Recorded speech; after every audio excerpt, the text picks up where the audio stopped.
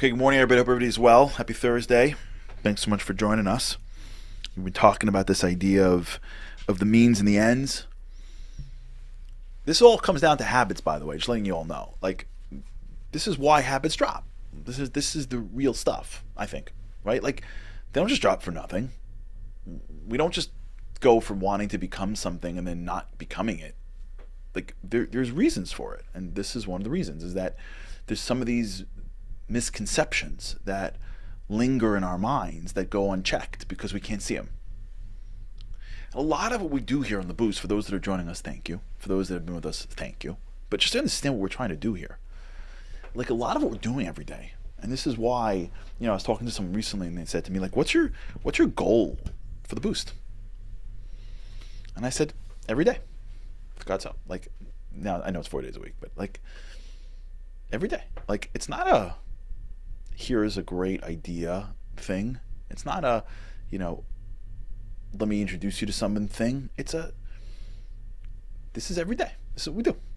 We think with God's help together. We take things that are in our minds every day, or a lot of times, and we just bring them out and we articulate them. You see, because we already have the power. Sometimes what we're missing really is that it's in our blind spot, right? A lot of times the reason why we're not more successful isn't because we don't know how to do something. It's because we don't know. We don't see it. We don't see it. I was somewhere recently, and I got called out. It's hard to get called out in public. It's not really public. It was just a few people in a room, but still. I was questioning why something wasn't done. And the person said, it's because you're not on top of it enough. And he was right. I didn't even see it. Like, I didn't understand that I needed to be on top of this thing. And when he said it, it hit me that this thing that I thought was being taken care of without my involvement wasn't. It was in my blind spot. I didn't even know. I didn't even know that I needed to be on top of this thing. And what this person did at the meeting was call me out. Now, it looked like he was offending me, and maybe I was a little embarrassed, but it helped me a lot because it gave me an insight that there was something that I really did not know I needed to be involved in. It was in my blind spot. There's a lot of things in our minds that's just in our blind spot. We don't really know. We don't really know why we go down a road and then just drop it. We don't really know why, the people that we love don't do the things that we do. We don't really know why we can't close on our dreams. We don't really know why the tires are spinning, but they don't really feel like they're hitting the ground. We feel it, but we don't know why. And there is no one-size-fits-all answer. It doesn't work like that.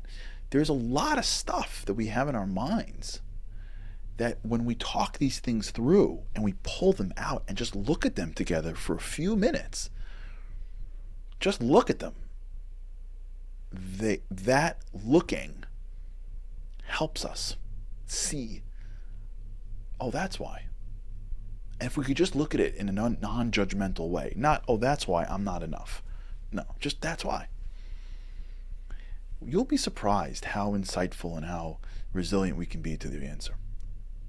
Like, if we could just sort of like, just in our own ways, if this applies to you even, like, just sort of like admit, like, oh yeah, I'm a little results oriented. And so I'm always looking to the end and I devalue the middle. And so when the middle gets hard, my brain starts toggling the end. And then once I drop the goal, I'm out. That's why. That's why I can't stick with my goals.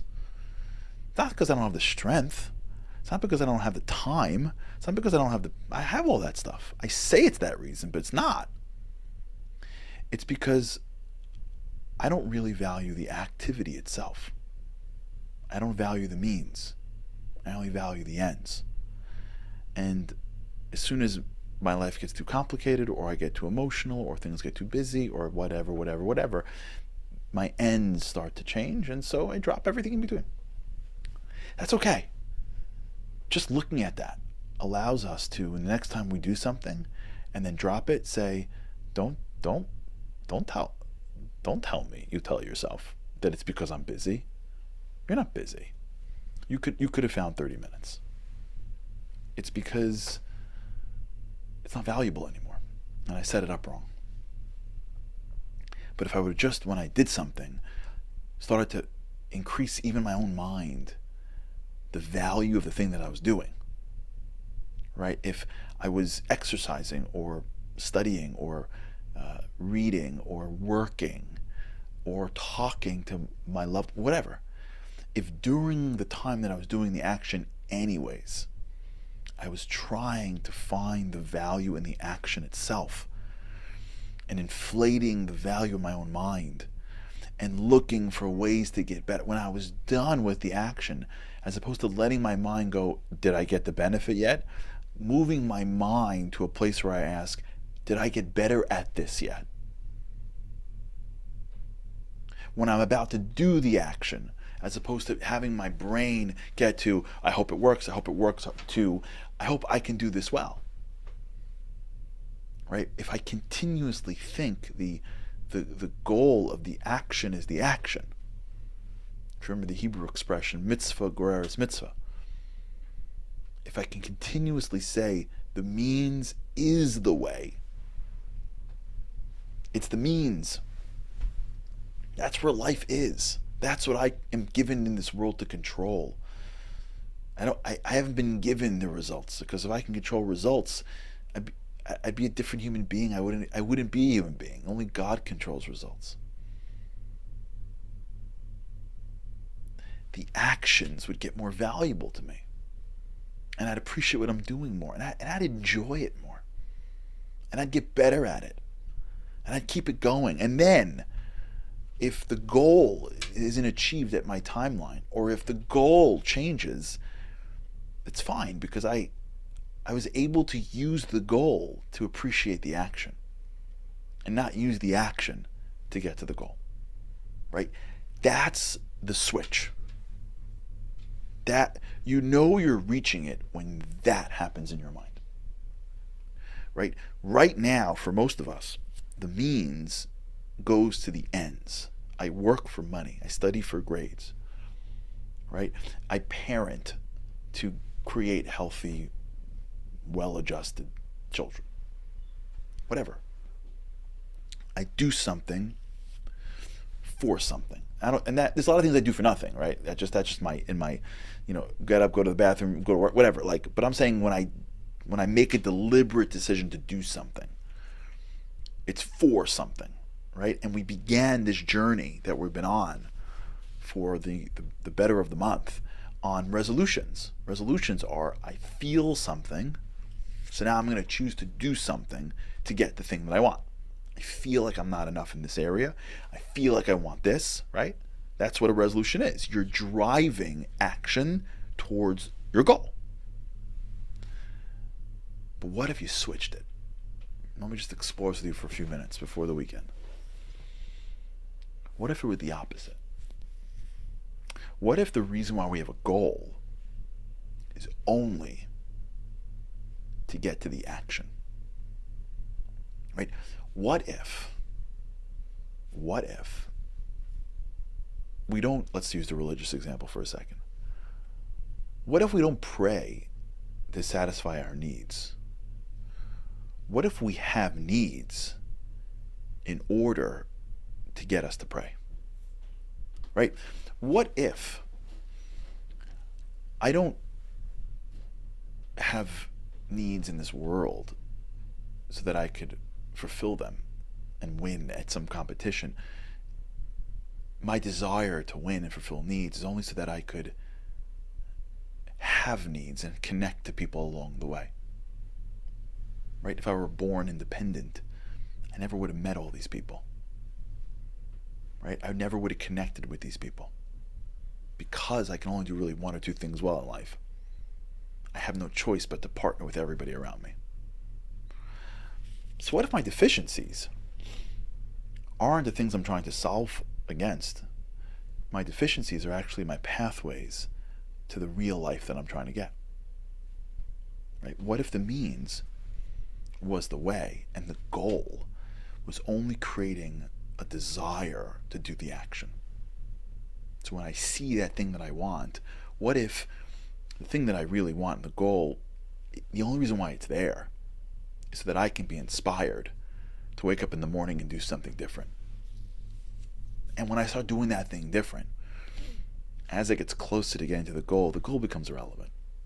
It doesn't matter if you see me or not, right? If I let's just use an example. If I look around and feel that I am inadequate because I'm not healthy enough, let's say, and everyone around me is an athlete, so I'm working for a trophy. I'm working to win the championships. I'm working to get everyone to like me.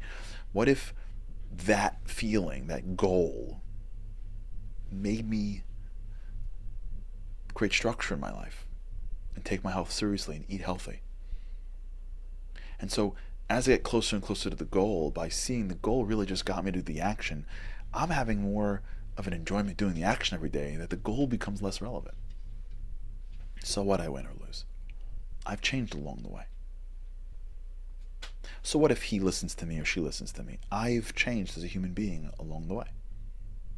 So what if I get answered whenever I want to get answered? I'm a more sensitive person now. I realize that God runs the... I realize that I've changed.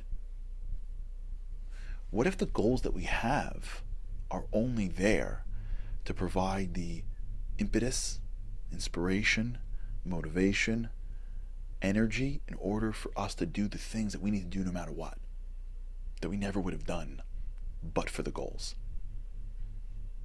Which means that the needs that we have really are not meant to be fulfilled. They're meant to stimulate us to act in a way that we're supposed to act. Think about that. Think about that concept. The reverse. Means don't lead to the ends. It's the ends that stimulate us to engage in the means. All right, have a great weekend, everybody. With God's help, I can't wait to see you next week. Living on a lifeline, the world doesn't ever seem to change. Looking for the sunshine, but you're caught up in the rain. It's like your eyes are wide open, but you cannot see. You're watching life pass you by like 1, 2, 3. Walking in destruction, the winds of life blur your vision. All the devastation forever feels like you're on the run. It's time. No one else can set you free, you're locked inside, and only